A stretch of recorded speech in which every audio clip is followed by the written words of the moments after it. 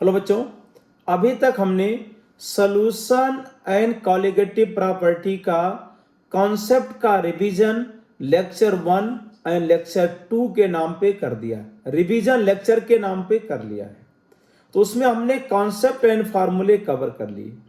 अब हम CBSE board है या जीएसईबी बोर्ड है, तो इसके हमने 50 क्वेश्चन, बहुत ही इंपॉर्टेंट क्वेश्चन सेलेक्ट किए हैं। जो बोर्ड में पूछे हुए क्वेश्चन है उनका कलेक्शन है ये, और एग्जाम्पलर में जो क्वेश्चन बोर्ड में लगातार पूछे जाते हैं उनका कलेक्शन है। अब यहां पे हम 50 क्वेश्चन डिस्कस करने जा रहे हैं। अगर आप इन क्वेश्चन को कॉन्सेप्ट के साथ आप कर लेते हैं तो इसके बाहर बोर्ड में नहीं पूछा जाएगा। बोर्ड के क्वेश्चन अगर सॉल्यूशन एंड कॉलिगेटिव प्रॉपर्टी में आते हैं, जो भी question solution and colligative property का आएगा, ये 50 क्वेश्चन जो हम डिस्कस करने जा रहे हैं इसके बाहर नहीं आएगा। इन्हीं कॉन्सेप्ट में से क्वेश्चन पूछा जाएगा। अब हम यहां पे स्टार्ट करते हैं कॉन्सेप्ट के साथ, क्वेश्चन के साथ देखेंगे और इसमें हम कॉन्सेप्ट को एक्सप्लेन करेंगे। चलिए देखिए, जैसे फर्स्ट क्वेश्चन है, isotonic solutions have the same. अगर कोई कहता आइसोटोनिक सॉल्यूशन तो have the same osmotic pressure, इसका क्या हो जाएगा? थर्ड ऑप्शन करेक्ट हो जाएगा। अब अगर आपने रिवीजन लेक्चर हमारा देख लिया है, इसके बाद एक क्वेश्चन, आइसोटोनिक मतलब दो सॉल्यूशन है, उनका वेपर प्रेशर क्या होगा? सेम। दूसरा क्वेश्चन देखिए, want a factor for sodium sulphate dot 10H2O। तो सोडियम सल्फेट डॉट 10H2O अगर है तो Na2SO4 आयोनाइज होगा तो 2Na plus ion sulphate ion बनेगा। 2Na plus ion sulphate ion, कितने आयन बने? 3। थोड़ा सा सॉल्यूशन हम यहां लिख दे रहे हैं कि अगर आपको भूल गया है तो यहां पे हम लिखेंगे, अगर डिसोसिएशन हो रहा है तो डिसोसिएशन के केस में van't Hoff factor I equal to 1 plus n-1 into alpha. ये फार्मूला हमने पढ़ा है। अब इसमें करें कि सोडियम सल्फेट जब आयोनाइज हुआ तो ये बना Na plus and sulphate ion, तो 2Na प्लस, तो यहां पे n की वैल्यू 3 है, मतलब अगर 1 मोल है तो 3 मोल आयन देगा। तो अब इसमें करें कि ये स्ट्रॉन्ग इलेक्ट्रोलाइट है, एज्यूमिंग कंप्लीट आयोनाइजेशन अगर कहा जाता है तो एल्फा को 1 लेंगे। एल्फा अगर 1 ले लिया तो I equal to 1 plus 3 minus 1 into 1, n की वैल्यू 3। तो अगर सॉल्ट को आप आयोनाइज कर लेते हैं तो मैक्सिमम वैल्यू ऑफ I कितना हो जाएगा?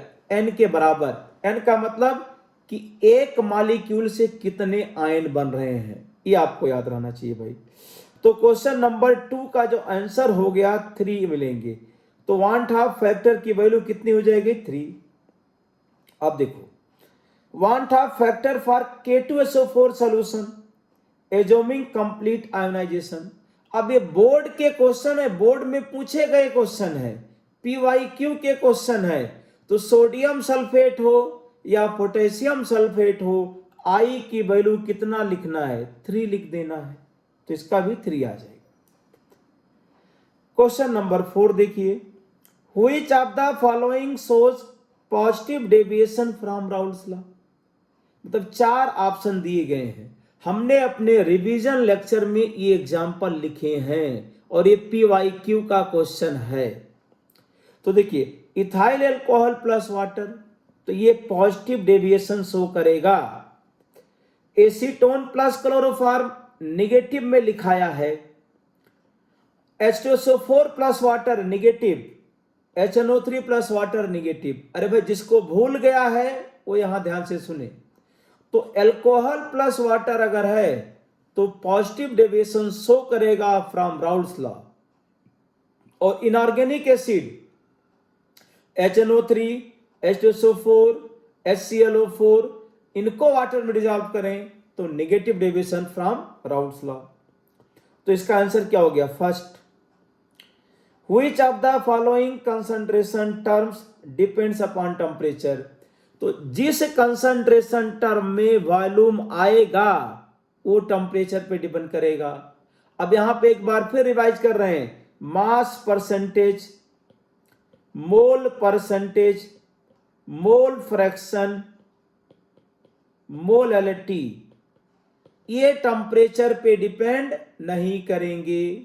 मोलरिटी टेम्परेचर पे डिपेंड करेगा, क्योंकि मोलरिटी में वॉल्यूम आता है मोल पर लीटर, तो ये क्या हो जाएगा, थर्ड ऑप्शन हो जाएगा यहां पे। क्वेश्चन नंबर 6 देखिए, identify the law which is stated as for any solution the partial vapour pressure of each volatile component in the solution is directly proportional to mole fraction। ये कौन सा law है?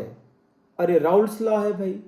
Raoult's law में हम पढ़ रहे हैं यहां पे, तो सॉल्यूशन में जो कंपोनेंट है तो उसका वेपर प्रेशर उसके मोल फ्रैक्शन के डायरेक्टली प्रोपोर्शनल होता है। राउल्स लॉ लिख देना है। Solubility of gas in liquid decreases with increase in, भाई अगर टेम्परेचर इंक्रीज करेंगे तो सॉल्युबिलिटी ऑफ गैस डिक्रीजेस, इसमें कोई कंफ्यूजन नहीं होना चाहिए, हमने कॉन्सेप्ट में रिवाइज कर दिया है।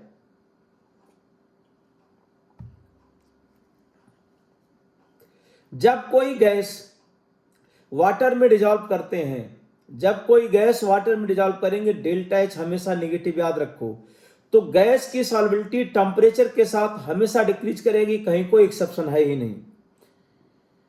तो solubility of gas in liquid decreases with increase in temperature.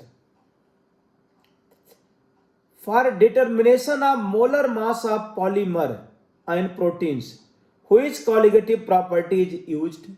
तो 4 कॉलिगेटिव प्रॉपर्टी हम लोग पढ़ते हैं। एक है relative lowering of vapour pressure, elevation of boiling point, depression of freezing point and osmotic pressure. तो चारों में जो ऑस्मोटिक प्रेशर है वो प्रॉपर्टी मतलब मेजर करना इजी होता है, उसको हम रूम टेम्परेचर पे कंसंट्रेशन बना सकते हैं, सोल्यूशन बना सकते हैं और प्रेशर को मेजर कर सकते हैं इसमें। तो molar mass of solute determine करने के लिए चारों प्रॉपर्टी यूज करते हैं, लेकिन सबसे सुटेबल कौन सा है, ऑस्मोटिक प्रेशर, ये वाला हमारे पास थर्ड। इसका क्या लिख देना थर्ड। अरे भाई समझ में आया क्या?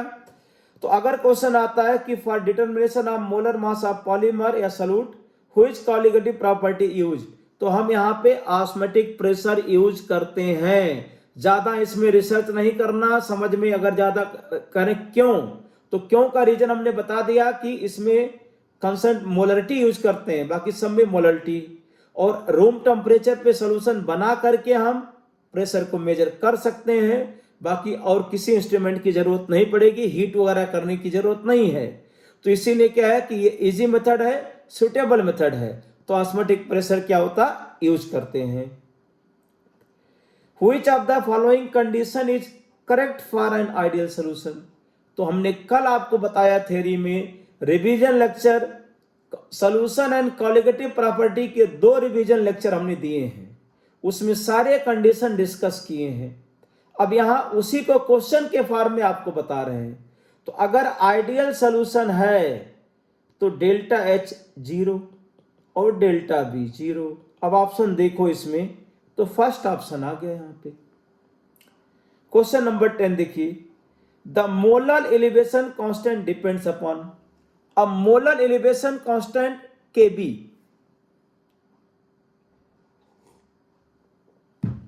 थ्योरी में हमने डिस्कस किया है। अब आपको, अगर आपने मेरा रिवीजन लेक्चर देख लिया, उसके बाद ये क्वेश्चन सॉल्व कर लिए, मतलब कहीं कुछ भी और देखने की जरूरत नहीं है आपको इसमें।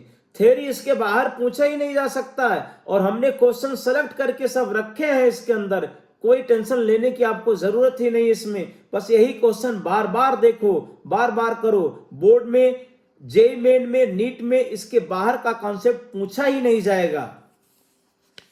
The molar elevation constant depends upon nature of solvent, ये बताया है कि Kb एंड Kf ये केवल किस पे डिपेंड करेंगे, नेचर ऑफ सॉल्वेंट पे डिपेंड करेंगे, नेचर ऑफ सॉल्यूट पे डिपेंड नहीं करेंगे। Which of the following aqueous solution will have highest boiling point? अब हाईएस्ट बॉइलिंग पॉइंट का देखिए हमारे पास ये फार्मूला, और हाईएस्ट फ्रीजिंग पॉइंट वाला भी है। अब यहां पे देखिए कॉलिगेटिव प्रॉपर्टी में डेल्टा टीबी, क्वेश्चन नंबर 11 की अगर हम बात करें तो डेल्टा टीबी इजकल टू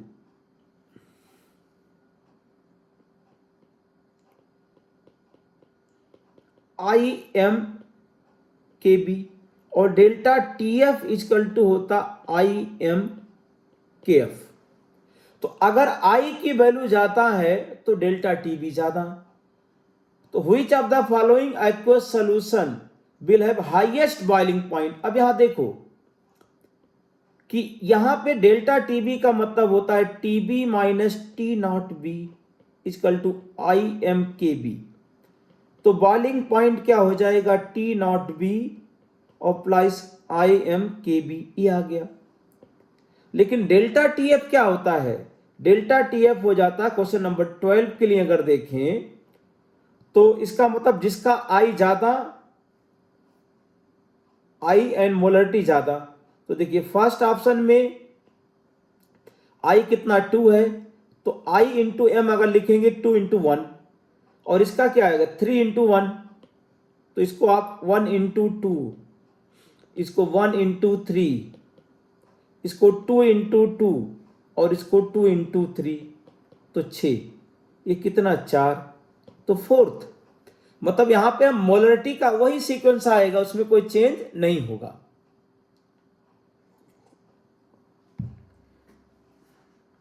तो मोलरिटी में जो मोलरिटी का ऑर्डर होगा वही मोलरिटी का हो जाएगा इसमें। तो इसमें आई एम, अब देखिए आई एम ज्यादा तो बॉइलिंग पॉइंट ज्यादा। डेल्टा टी एफ क्या होता है, T naught F minus T F equal to I M K F. तो यहां पे फ्रीजिंग पॉइंट क्या हो जाएगा, T naught F minus I M K F. अगर डेल्टा टी एफ की वैल्यू ज्यादा है तो डेल्टा टी एफ ज्यादा होगा तो फ्रीजिंग पॉइंट कम। मतलब याद रख लीजिए डेल्टा टी बी ज्यादा, बॉइलिंग पॉइंट ऑफ सोल्यूशन ज्यादा, डेल्टा टी एफ ज्यादा, फ्रीजिंग पॉइंट ऑफ सोल्यूशन कम। अरे भाई याद रहेगा, डेल्टा टी बी ज्यादा, बॉइलिंग पॉइंट ऑफ सोल्यूशन ज्यादा लिखेंगे, डेल्टा टी एफ ज्यादा, फ्रीजिंग पॉइंट ऑफ सोल्यूशन कम लिख देंगे। अब क्वेश्चन नंबर 13 देखिए आप, out of the following one molar aqueous solution which one will show largest freezing point depression। मतलब करें कि डेल्टा टीएफ किसका मैक्सिमम है, सभी का मोलरिटी सेम है। तो जब सभी का मोलरिटी सेम है तो जिसका आई की वैल्यू ज्यादा होगा उसका डेल्टा टीएफ ज्यादा। डेल्टा टीएफ का फॉर्मूला होता है आई एम के एफ, याद रहना चाहिए आपको। अब देखिए NaCl के लिए आई कितना है 2, Na2SO4 के लिए 3, ग्लूकोज के लिए 1, इसके लिए 5 है। तो आयनिक कंपाउंड को आपको आयोनाइज करने आना चाहिए। तो आई की वैल्यू यहां पे कितना हो गया 5, इसीलिए एन फैक्टर इसका मतलब यहां पे आई क्या हो जाएगा मैक्सिमम 5, तो 5 इंटू 1, तो डेल्टा टीएफ क्या हो जाएगा ज्यादा, 5 इंटू 1 के एफ, तो 5 के एफ, डेल्टा टीएफ ज्यादा, बिल्कुल लार्जेस्ट फ्रीजिंग पॉइंट। ओके, अगर डेल्टा टीएफ ज्यादा तो freezing point come. Out of the following one molar aqueous solution which one will show largest freezing point depression। Okay, largest freezing point depression पूछ रहे हैं, delta TF किसका highest हो जाएगा, fourth का। अरे भाई समझ में आया क्या, डेल्टा टीएफ फोर्थ का ज्यादा। अगर कहते हैं कि फ्रीजिंग पॉइंट किसका ज्यादा, फ्रीजिंग पॉइंट किसका अधिकतम, तो आप थर्ड लिखते, जिसका आई कम उसका फ्रीजिंग पॉइंट ज्यादा हो जाएगा। तो डेल्टा टीएफ फोर्थ के लिए ज्यादा है और फ्रीजिंग पॉइंट किसका ज्यादा हो जाएगा? थर्ड के लिए हो जाएगा। अभी फोर्थ लिखो इसका आंसर।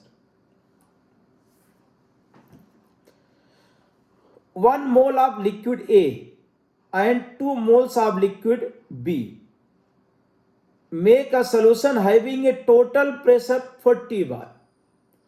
1 मोल A डिस्कस कर देते हैं भाई। देखिए क्वेश्चन नंबर 14 का जब हम सॉल्यूशन लिख रहे हैं यहां पे 1 mole compound A and 2 mole B, ये दो आपको लिक्विड दिए गए हैं। अब इसमें अगर हम वेपर प्रेशर ऑफ सॉल्यूशन लिखें तो x1 P01 x2 P02, ये हमने पढ़ा है फार्मूला। अब x1 को 1/3 लिख दो भाई, 1 + 2 इंटू P01 कितना दिया है? P0A 45 दिया है, इसको A लिख दो भाई A, इसको B। तो P0A कितना x से इतना, P0A कितना दिया है? 45। XB कितना हो जाएगा? 2/3 इंटू 30। तो 15 + 20 कितना आ गया? 35 टार। ये वेपर प्रेशर ऑफ सॉल्यूशन आना चाहिए। अगर ये आइडियल सॉल्यूशन होता तो इसका वेपर प्रेशर कितना आना चाहिए? 35 बार। लेकिन इसका वेपर प्रेशर कितना दिया गया है? 40 दिया गया है। वेपर प्रेशर कितना दिया है? 40। तो इसमें करें कि जो ऑब्जर्व वेपर प्रेशर है ग्रेटर देन कैलकुलेटेड, जो राउल्स लॉ के हिसाब से आना चाहिए 35 है 40, तो ये सॉल्यूशन किस टाइप का डेविएशन शो करेगा? Positive deviation from Raoult's law. अरे भाई याद आना चाहिए कि अगर सॉल्यूशन का वेपर प्रेशर राउल्स लॉ के हिसाब से आएगा तो आइडियल, अगर वेपर प्रेशर राउल्स लॉ के हिसाब से ज्यादा है तो पॉजिटिव डेविएशन शो करेगा, और अगर राउल्स लॉ के अनुसार जितना आना चाहिए उससे कम है तो कहेंगे नेगेटिव। अब इसमें क्या है? कम है। इसमें करें कि वेपर प्रेशर ज्यादा आ रहा है, आना चाहिए 35, आ रहा है 40, तो ये क्या शो कर रहा है? Positive deviation from Raoult's law. Second option लिख देंगे इसमें। अब क्वेश्चन नंबर 15 देखो।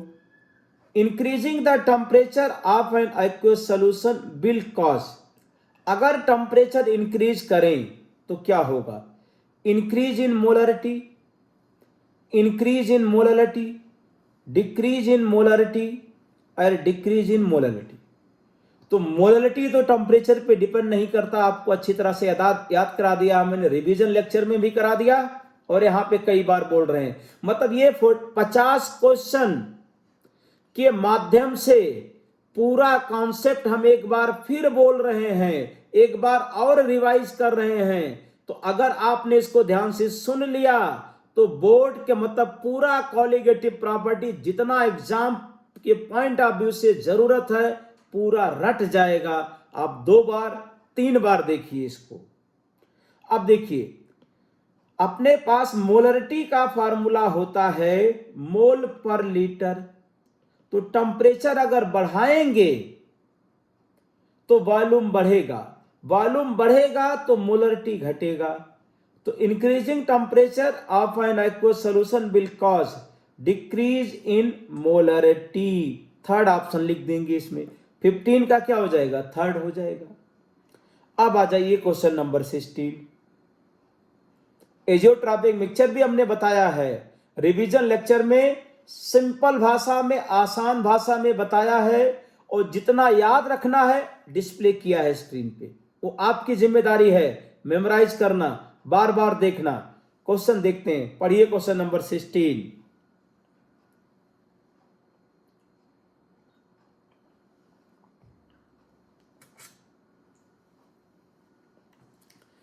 Pure water boils at 373 kelvin.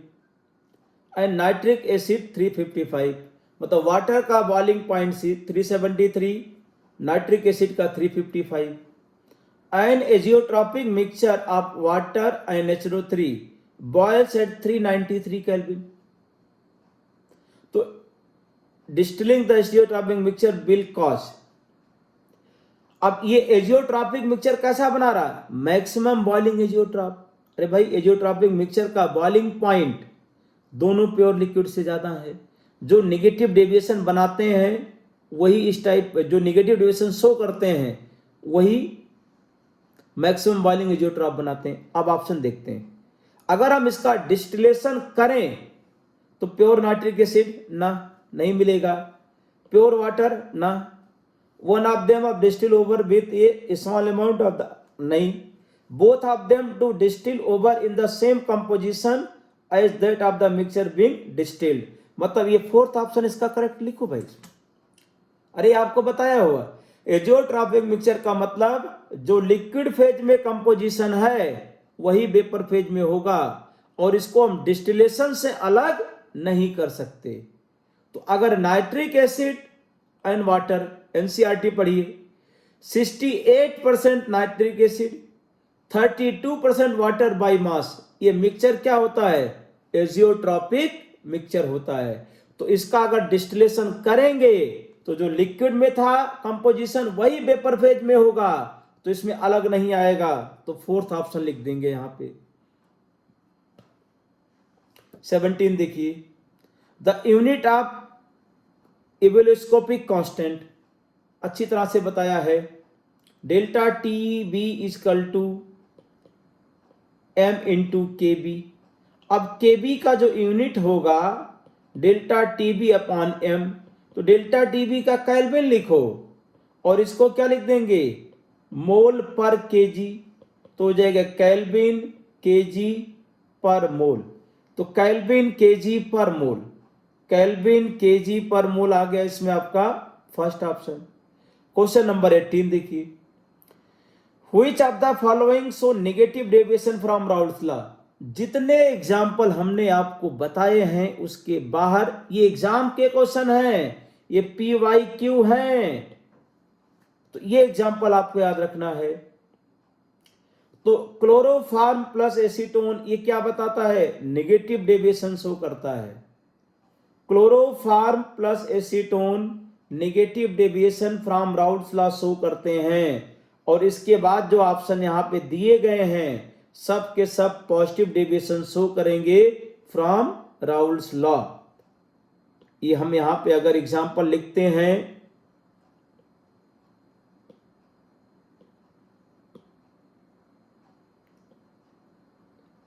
ये हमने थर्ड ऑप्शन यहां लिख दिया, फोर्थ है, तो अपना आंसर क्या है, थर्ड ऑप्शन है।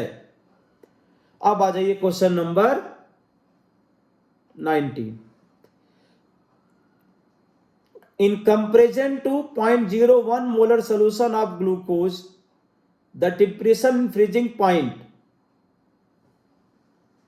the depression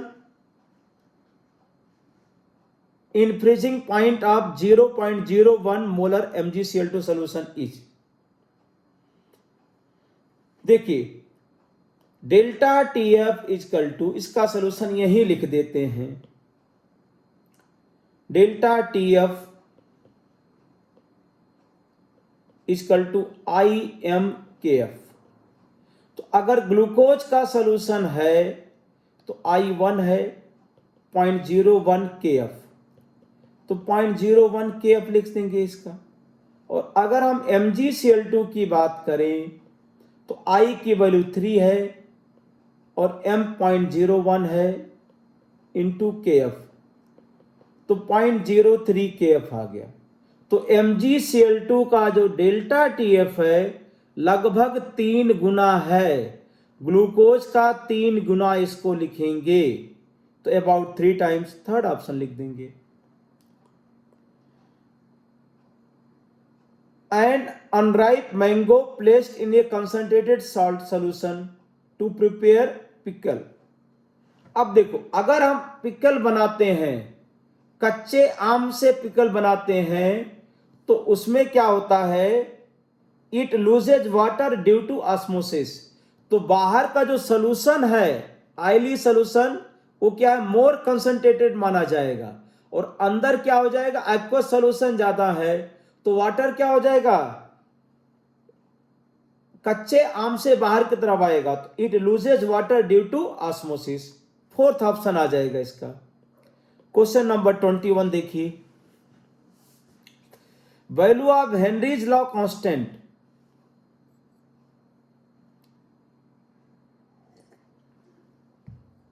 तो केज के बारे में हमने 4 या 5 पॉइंट हमने रिवीजन लेक्चर में लिखा है। रिवीजन लेक्चर आप देखेंगे वहां पे पॉइंट्स आपको मिलेगा। तो value of Henry's law constant K H increases with decrease in temperature. नहीं भाई, टेम्परेचर इंक्रीज करोगे के एच इंक्रीज करेगा। तो increases with increase in temperature, third option लिख दो भाई, इसमें कोई समय व्यक्त करने की जरूरत नहीं है। The value of van't Hoff factor for KCl NaCl K2SO4 respectively are.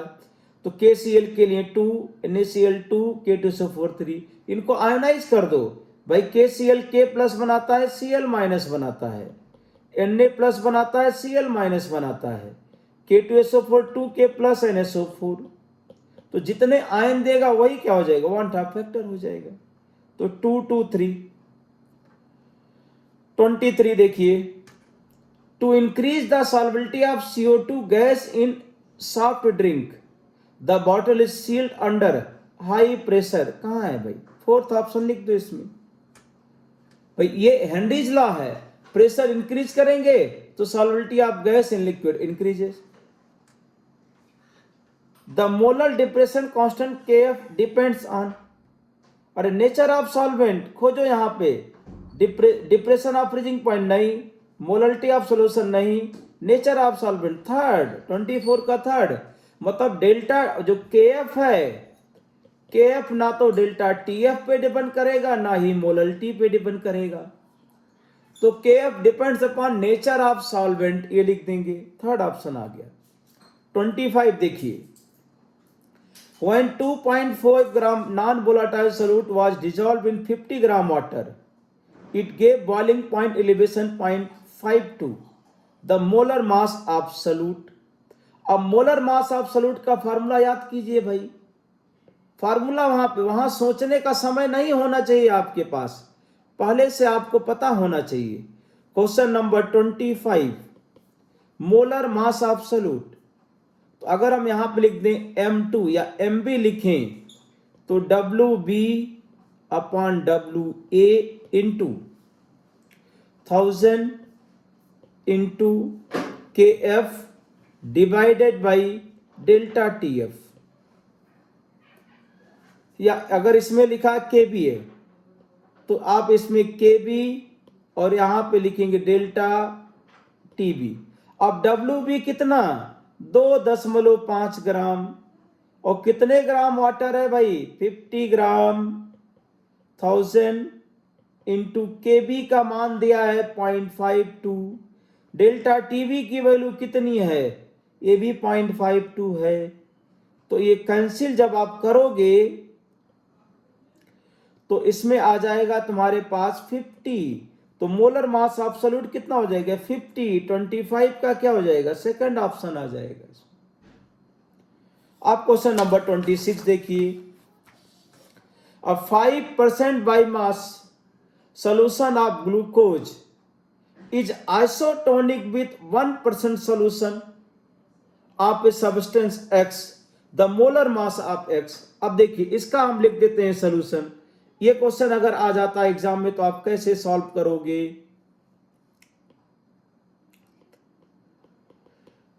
Delta isotonic, तो π1 इजकल टू π2, तो C1RT इजकल टू C2RT, ये हमारे पास फार्मूला है।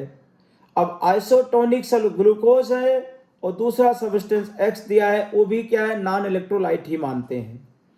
तो C1, अब ये 5% बाई मास है, तो 5 डिवाइड बाई 180 इंटू 1000 और डिवाइड बाई हम यहां पे क्या लिख दें,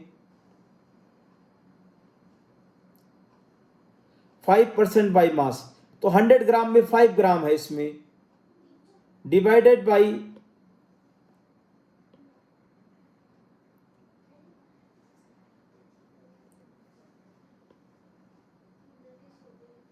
C1RT, तो C1 इजकल टू C2 लिख दो पहले, C1 इजकल टू यहाँ पे C2, आइसोटोनिक है तो 5% बाई मास और ये 1% solution by mass of a substance X, the molar mass of X लिखना है। तो देखिए अब यहाँ पे C1, तो इसको हम W1/M1 इंटू ये 1000 डिवाइड बाई वॉल्यूम मान सकते हैं, इजकल टू W2/M2 इंटू 1000 और divide by volume in millilitre. अब यहाँ पे W1 कितना दिया गया है 5 और divide by 180 into 1000 divide by volume क्या होगा, ज़्यादा डिफरेंस उसमें नहीं आएगा, V ही रखेंगे, ये 1 और divide by M2 into 1000 divide by V, ये कैंसिल होगा यहाँ पे, तो M2 इजकल टू आ जाएगा 180 डिवाइड बाई 5, तो 5 36, तो यहाँ पे M2 इजकल टू 36, मतलब कितना आ जाएगा, फर्स्ट ऑप्शन यहाँ पे लिख देंगे, 26 का क्या हो जाएगा फर्स्ट ऑप्शन। अब 27 देखो, the value of Henry's constant KH is, the value of Henry's constant KH is greater for gases with higher solubility, नहीं, जिस गैस की सॉल्युबिलिटी ज्यादा है उसका KH कम होगा, तो greater for gases with lower solubility, तो जिसकी सॉल्युबिलिटी कम उसका KH ज्यादा, जिस गैस की सॉल्युबिलिटी कम उस गैस का KH क्या हो जाएगा ज्यादा।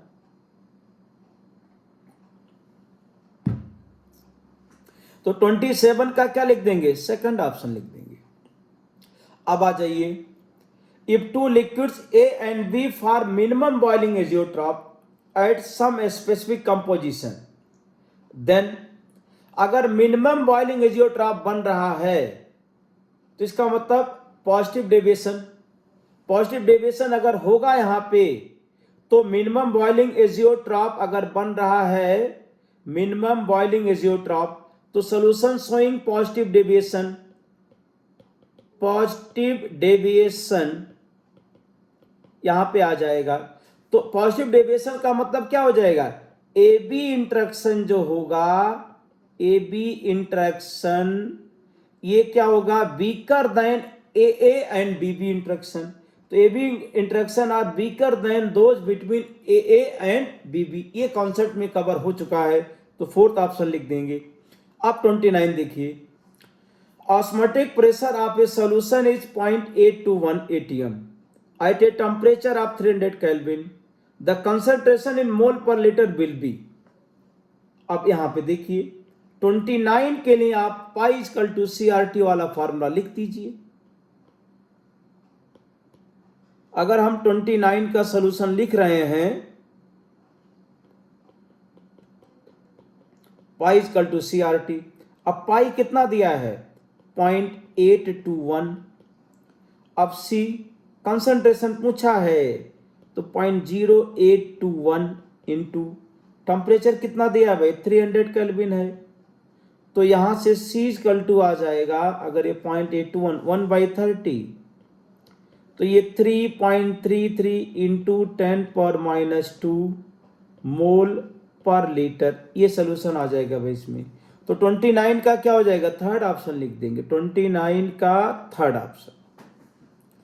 अब 30 देखिए, which of the following statement is false, ठीक, which of the following statement is false. अब ये क्वेश्चन को उठा के हम अगले पेज पे ले चलते हैं, क्योंकि शायद यहां पे कुछ पोर्शन दिखाई ना दे।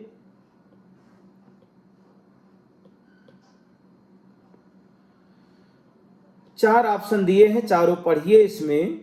Which of the following statement is false, units of atmospheric pressure and osmotic pressure are same, ये फॉल्स नहीं भी करेक्ट है। In reverse osmosis solvent molecule move through a semi permeable membrane from a region of lower concentration of solute to a region of higher concentration, नहीं ये गलत है। Reverse osmosis में क्या होता है, solvent molecule higher concentration of solute to lower concentration of solute move करता है। ऑस्मोसिस जो होता है उसका क्या होगा, उल्टा हो जाएगा। तो रिवर्स ऑस्मोसिस में फिर से रिपीट कर रहे हैं, हायर कंसंट्रेशन से लोअर कंसंट्रेशन की तरफ सॉल्वेंट मॉलिक्यूल मूव करेगा। तो इसमें आप लिख देंगे क्वेश्चन नंबर 30 का सेकंड क्या हो जाएगा, रॉन्ग स्टेटमेंट है, बाकी सब राइट है इसके अंदर। अब 31, low concentration of oxygen in the blood and tissues of people living at high altitude is due to low atmospheric pressure। 31 का क्या लिखेंगे, सेकंड ऑप्शन लिख देंगे भाई जो पहाड़ों पे लोग रहते हैं उनके ब्लड एंड टिश्यूज में ऑक्सीजन कम है due to low atmospheric pressure, यही हेनरीज लॉ का एप्लीकेशन है। Question number 32, considering the formation, breaking and strength of hydrogen bond, predict which of the following mixtures will show a positive deviation from Raoult's law। अब वहां पे example जज करने का समय नहीं होता है और कॉन्सेप्ट भी वहां पे नहीं सीख सकते हैं आप, तो आप जब पढ़ के गए होंगे तभी इस टाइप के क्वेश्चन का आंसर वहां पे कर पाएंगे।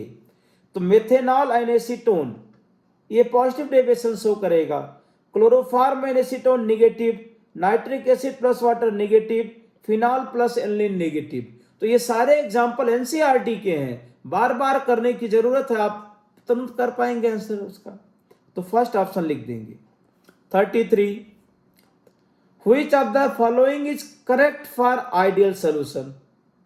तो ideal solution, non ideal solution सभी के लिए हमने सारे पॉइंट्स बताए हैं। तो which of the following is correct for ideal solution. देखिए आइडियल सॉल्यूशन के लिए चाहे आइडियल हो चाहे नॉन आइडियल, डेल्टा जी को नेगेटिव लिखना है, डेल्टा एस को पॉजिटिव लिखना है। तो अब यहां पे देखो, हाँ तो डेल्टा जी जीरो नहीं हो सकता आइडियल के लिए, delta S greater than zero हो सकता है, सेकंड ऑप्शन। और आइडियल अगर है तो डेल्टा एस जीरो नहीं हो सकता और delta S less than zero नहीं हो सकता, तो सेकंड ऑप्शन हो गया भाई, पहले से पता है तो हो गया क्वेश्चन। अब करें calculate the molarity of solution containing 5 gram NaOH in 450 ml solution, एकदम जीरो लेवल का क्वेश्चन है ये। आपको मोलरिटी लिखना है क्वेश्चन नंबर 34 में। तो capital M equal to weight of solute divide by molecular weight into 1000 divide by volume in millilitre. ये कितना दिया है, 5 gram divide by molecular weight 40 है NaOH का, 1000 डिवाइड बाय 450 सॉल्व करेंगे तो आ जाएगा 0.278 मोल पर लीटर, ये आ गया यहाँ पे। क्वेश्चन नंबर 35 देखिए।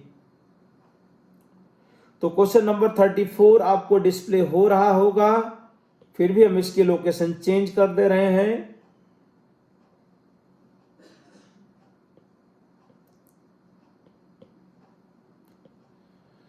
अब क्वेश्चन नंबर 35 देखिए, हम इसके ऑप्शन के लोकेशन चेंज कर रहे हैं क्योंकि ऑप्शन आपको यहां पर डिस्प्ले नहीं हो पा रहा होगा।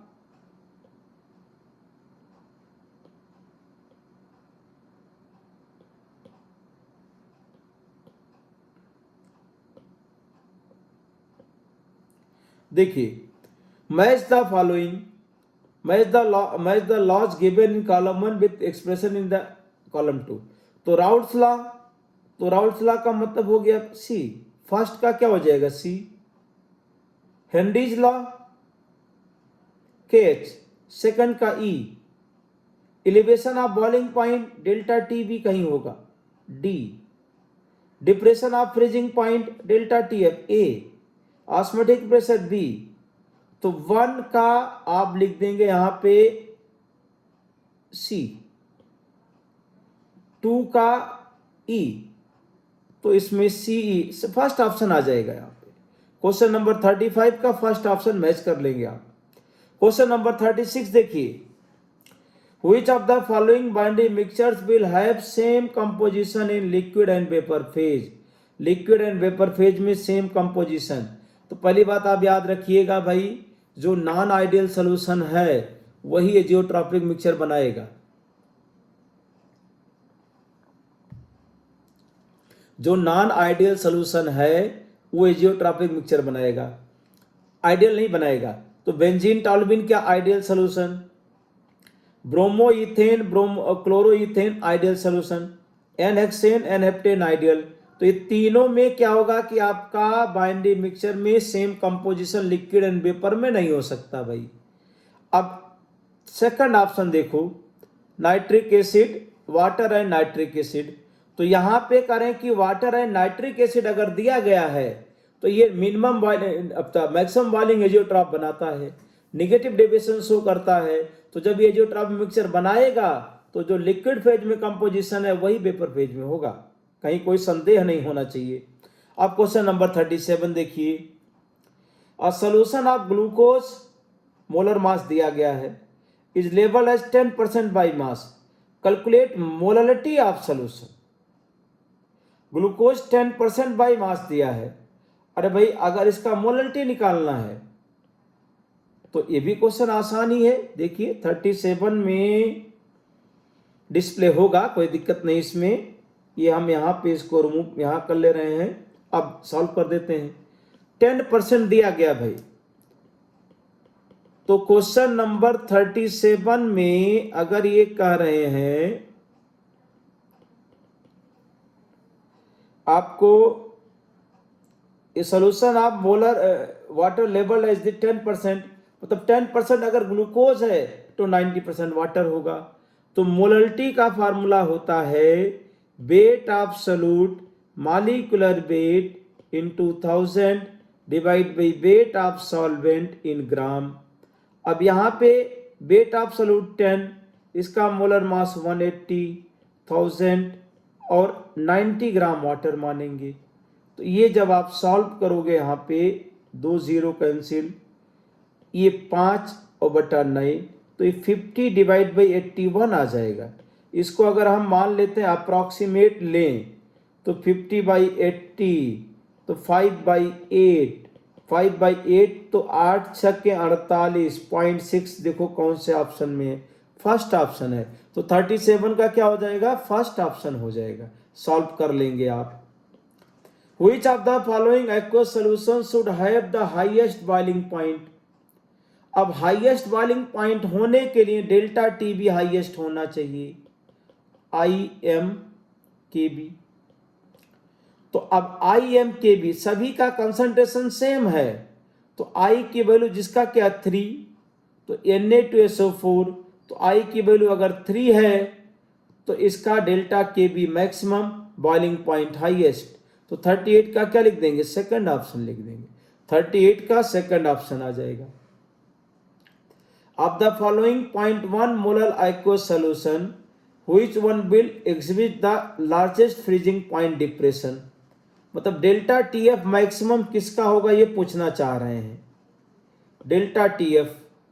तो डेल्टा TF उसका मैक्सिमम होगा जिसका I मैक्सिमम। तो 39 का क्या लिख देंगे, थर्ड ऑप्शन। अरे भाई I की वैल्यू इसका 5 है। एल्युमिनियम सल्फेट को जब आयोनाइज करोगे तो एल्युमिनियम 3+ सल्फेट 2-, तो 2 एल्युमिनियम 3 सल्फेट, N की वैल्यू 5, I की वैल्यू कितना आ गया 5। तो एल्युमिनियम सल्फेट यहाँ पे आ गया। तो 0.1 molar aqueous solution which one will exhibit the largest freezing point depression. तो फ्रीजिंग पॉइंट डिप्रेशन क्या होगा, थर्ड का हाईएस्ट हो जाएगा। क्वेश्चन सॉल्व करते यहाँ पे सिली मिस्टेक नहीं होना चाहिए कि हाईएस्ट फ्रीजिंग पॉइंट पूछा गया है तो ये क्या आ जाएगा, सेकंड वाले का हो जाएगा। तो क्वेश्चन सॉल्व करते वक्त पूरी सावधानी आपको रखना है। Want Hoff factor I given by expression, revision lecture में बताया गया है, पहले से पता है तो कोई दिक्कत नहीं है। Normal molar mass divide by abnormal molar mass, अरे फर्स्ट सही है इसका। कॉलिगेटिव प्रॉपर्टी में क्या लिख सकते हैं, abnormal colligative property divide by abnormal colligative property divide by normal colligative property। हमने पढ़ा है कि colligative property क्या होती है, directly proportional to number of particles होता है और inversely proportional to molar mass. तो वान हाफ फैक्टर में normal molar divide by abnormal, number of moles of particle before dissociation नहीं, आफ्टर अपॉन बिफोर होता है। ये कैलकुलेटेड कॉलिगेटिव प्रॉपर्टी ऑब्जर्व नहीं, उल्टा होता है। तो observe colligative divide by calculated होता आई की वैल्यू। मोलर मास में क्या हो जाएगा, नॉर्मल डिवाइड बाई एबनॉर्मल। तो फर्स्ट आ गया इसमें।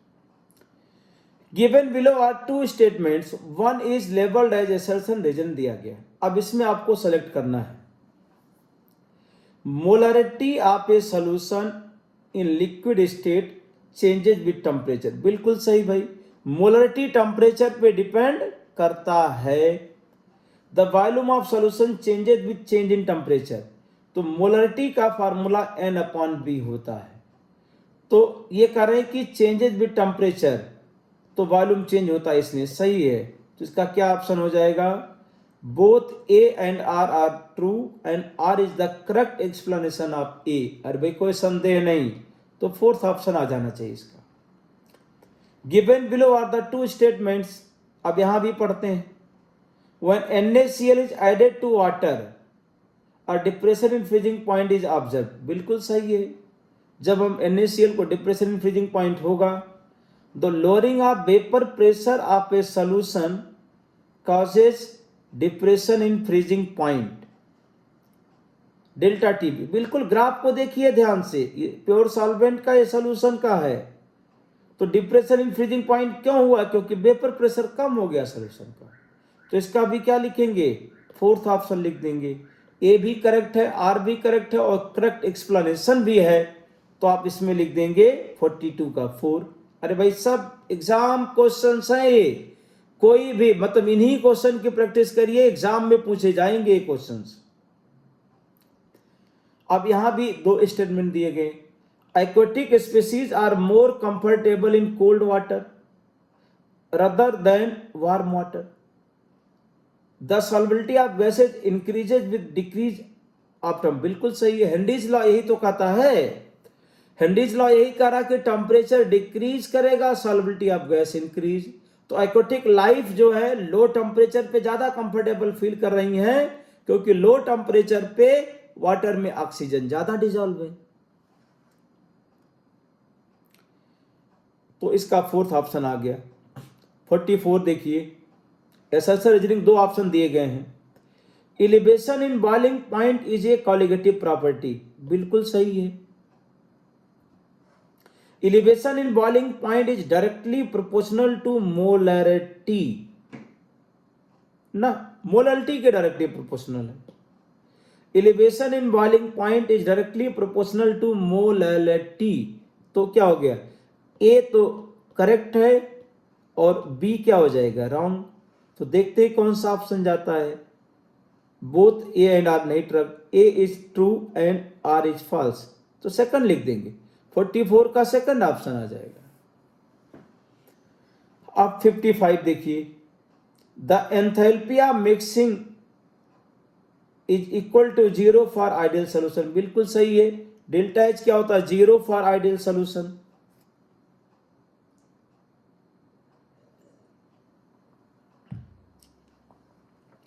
For an ideal solution, for an ideal solution, the interaction between solute and solvent molecule is stronger than interaction between solute। अरे भाई बिल्कुल रॉन्ग है। आइडियल सोल्यूशन में solute solvent interaction same as solute and solvent interaction। तो first statement true है, second wrong है। Option देखिए, A is true and R is false, second option हो जाएगा। Question number 46, an ideal solution obeys Henry's law। अरे भाई ideal solution किसको ओबे करेगा, राउल्स लॉ को ओबे करेगा। तो ए फॉल्स हो गया। In ideal solution solute as well as solvent interaction are similar to solute solvent interaction. बिल्कुल सही। तो फर्स्ट वाला क्या है, फॉल्स है और दूसरा वाला ट्रू है। ऑप्शन देखिए, A is true, A is false, A is false और आर इज ट्रू, तो थर्ड ऑप्शन लिख देंगे इसमें। तो क्वेश्चन नंबर 46 का क्या लिखेंगे? Third option. क्वेश्चन नंबर 47 में आ जाइए। Relative lowering in vapour pressure is colligative property, बिल्कुल सही है। Relative lowering in vapour pressure is directly proportional to mole fraction of solvent, wrong है। मोल फ्रैक्शन ऑफ सॉल्यूट के डायरेक्टली प्रोपोर्शनल होता है मोल फ्रैक्शन ऑफ सॉल्यूट। तो ए true है और बी आर फॉल्स है, तो सेकंड ऑप्शन आना चाहिए भाई इसका। क्वेश्चन नंबर 47 का सेकंड ऑप्शन। 48 देखिए, osmotic pressure is a colligative property, बिल्कुल सही है। Osmotic pressure is proportional to molality, ये रॉन्ग हो गया, रॉन्ग। ए ट्रू है, आर फॉल्स, सेकंड ऑप्शन लिख देंगे यहां पे, सेकंड ऑप्शन। 49 देखिए, elevation in boiling point is a colligative property, सही है।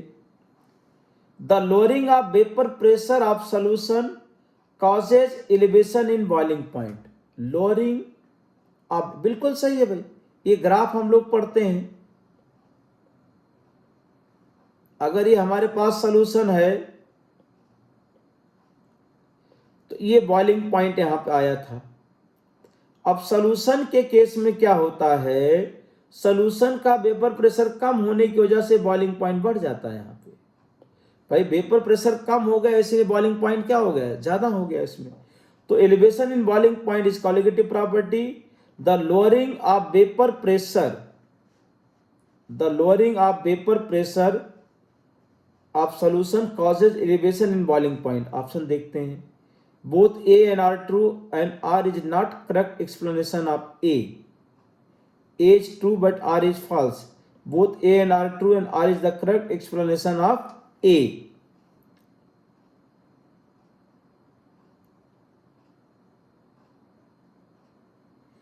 (49) को दोबारा देखिए, elevation in boiling point is a colligative property, बिल्कुल सही है भाई। The lowering of vapour pressure of solution causes elevation in boiling point, बिल्कुल सही है, दोनों स्टेटमेंट सही हैं। लेकिन elevation in boiling point is a colligative property है, elevation in boiling point colligative property है, लेकिन इसलिए नहीं है कि लोअरिंग इन वेपर प्रेशर की वजह से बॉइलिंग पॉइंट बढ़ गया। तो दोनों करेक्ट तो हैं, लेकिन करेक्ट एक्सप्लेनेशन नहीं है, तो फर्स्ट ऑप्शन लिखेंगे। क्वेश्चन नंबर 50 देखिए, 0.1 molar KCl solution has greater osmotic pressure than 0.1 molar solution of glucose at same temperature। बिल्कुल पाई इक्वल टू ICRT होता है, तो KCl के लिए I2 है, ग्लूकोज के लिए 1, तो इसका बॉइलिंग, इसका ऑस्मोटिक प्रेशर ज्यादा होगा, तो सर क्या हो गया, करेक्ट हुआ। In solution KCl dissociate to produce more number of particle, सही है। तो KCl more number of particle दिया, इसीलिए उसका ऑस्मोटिक प्रेशर क्या है, ग्लूकोज से ज्यादा है। तो इसमें आ जाएगा तुम्हारे पास फोर्थ ऑप्शन, यहां पे लिख देंगे फोर्थ ऑप्शन। अब देखिए मैं आंसर भी डिस्प्ले कर दे रहा हूं यहाँ पे, या आपने आंसर भी यहाँ पे देख लीजिए। आंसर वैसे हमने बता दिया, लेकिन फिर भी यहाँ पे दिया गया है, तो आप मैच कर सकते हैं, ये भी आंसर आ गया इसमें। तो हमने 50 क्वेश्चन यहाँ पे डिस्कस किया। ये 50 क्वेश्चन एग्जाम क्वेश्चन थे, एग्जाम में पूछे गए क्वेश्चन थे। इसमें हमने सारे कॉन्सेप्ट, सारे फार्मूले दोबारा किए, तो आपका ये इंपॉर्टेंट क्वेश्चन का कलेक्शन आपके पास आ गया है। अगर ये आप करते हैं तो एग्जाम में आपको डरने की जरूरत नहीं है, यहीं से क्वेश्चन पूछा जाएगा। तो ऑब्जेक्टिव वाला पोर्शन हमने कवर किया। सब्जेक्टिव बोर्ड के क्वेश्चन को हम अगले लेक्चर में कवर करेंगे। Thank you.